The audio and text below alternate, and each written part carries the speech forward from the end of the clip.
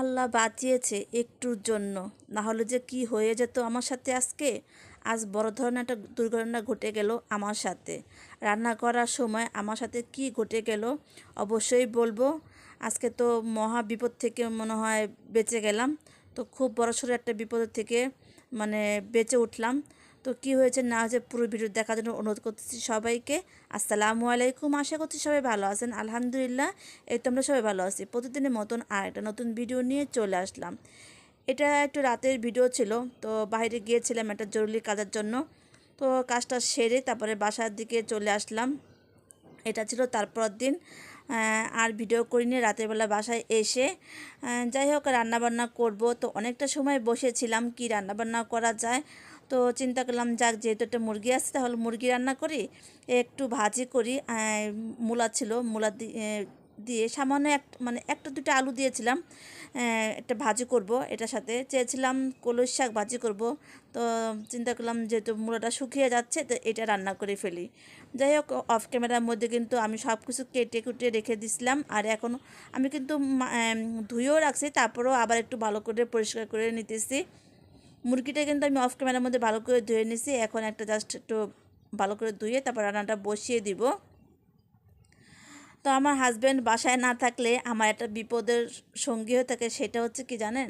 সেটা হচ্ছে এক হচ্ছে ডিম, দ্বিতীয় হচ্ছে গিয়ে এই তো মুরগি।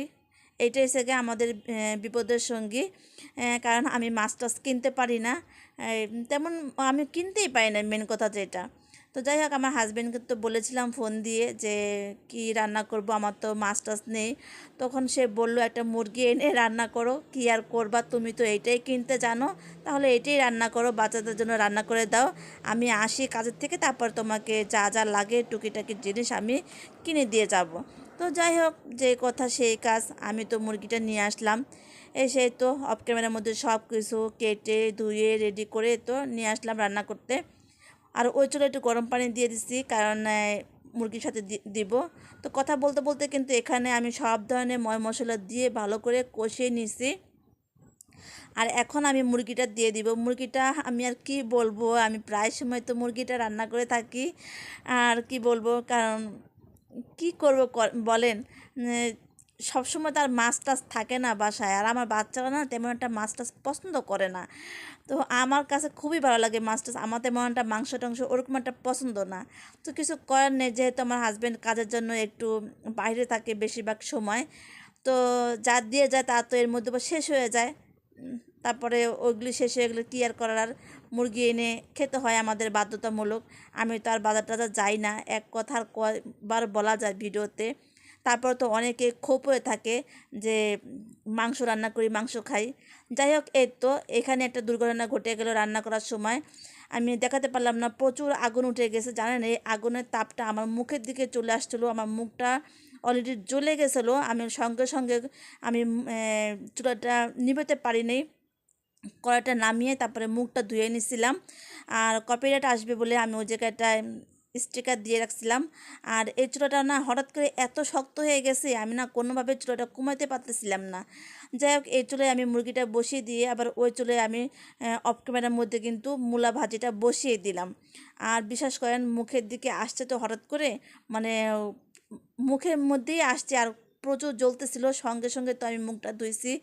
আমার মানে এমনি তো অসুস্থ, আমি আজ কয়েকদিন যাবৎ অনেক অসুস্থ, শরীরের জ্বর, তারপরে মাথাটা ঘুরতেছে।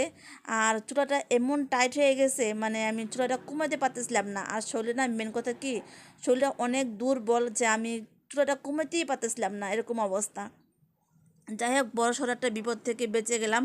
আর এই মুহূর্তে কিন্তু আমার বাসায় কেউ নাই। মেয়ে কলেজে চলে গেছে, আর এক মেয়ে স্কুলে আছে, ছেলেও মাদ্রাসায় চলে গেছে। একা একা কিন্তু আমি ঘরে সব কাজকর্ম করতেছিলাম। আর দেখেন কত বড় একটা বিপদ ঘটে গেল আমার সাথে। যাই হোক আল্লাহ মালিক, আল্লাহ বাঁচিয়েছে। আল্লাহ দরবার লাখ লাখ শুক্রিয়া আদায় করি এই যে আল্লাহ আমাকে আজকে বিপদ থেকে উদ্ধার করেছে। না হলে যে আমার আর কী হইতো। আর এমনি তো অসুস্থ তো বুঝে নিত, মানে অসুস্থ অবস্থায় কোনো কিছুই ভালো ভালো লাগে না কোনো কিছু করতে। তারপর যাই হোক কেয়ার করার কাজ করতে গেলে একটু একটু দুর্ঘটনা ঘটবেই। তো কথা বলতে বলতে রান্নাটা কিন্তু প্রায় শেষ করে ফেলেছি। এইদিকে কিন্তু জিরা গুঁড়োটা দিয়ে দিলাম, ওই ওই চুলায় আবার ভাজিটার সাথে একটু ধনিয়া পাতাও দিয়ে দিলাম। আর রান্নাটা প্রায় হয়ে গেছে। কেমন হয়েছে আজকে আমার এই রান্নাবান্নাগুলো অবশ্যই কিন্তু কমেন্টে জানাবেন। আর ছেলেও চলে আসছে এর মধ্যে, তো বললাম বাবা গেটটা লাগিয়ে দাও। আমি জানি ও এই টাইমে চলে আসে, এই জন্য আগের থেকেই গেটটা খোলা রাখছিলাম। তো শরীরটা একটু ক্লান্ত লাগতেছে, কারণ ঘুম হয়নি। বলতেছে আম্মু আমার ঘুম হয়নি, মাথাটা কেমন জানি ঘুরতেছে। তো কি আর করার বলেন, যেহেতু মাদ্রাসায় থাকে ওরকম একটা ঘুমও তো হয় না। আর ছেলেটা গোসল করে নিল। ছেলেটা কিন্তু একটু অসুস্থ আছে, আজ কদিন ধরে বলতেছিলাম তেমনটা সুস্থ হয় নাই, তারপরেও একটু একটু সুস্থ হয়েছে এখন মোটামুটি। ছেলে তো দেখে খুবই খুশি হয়েছে, ওর পছন্দের খাবার রান্না করেছি মুরগির মাংস, অনেক খুশি হয়েছে। যাই হোক, আজকের ভিডিওটা কেমন লেগেছে আপনাদের কাছে অবশ্যই কমেন্টে জানাবেন। তো আজকে ভিডিওটা এই পর্যন্ত রাখলাম, আর বড় করলাম না। সবাই ভালো থাকবেন। আসসালামু আলাইকুম।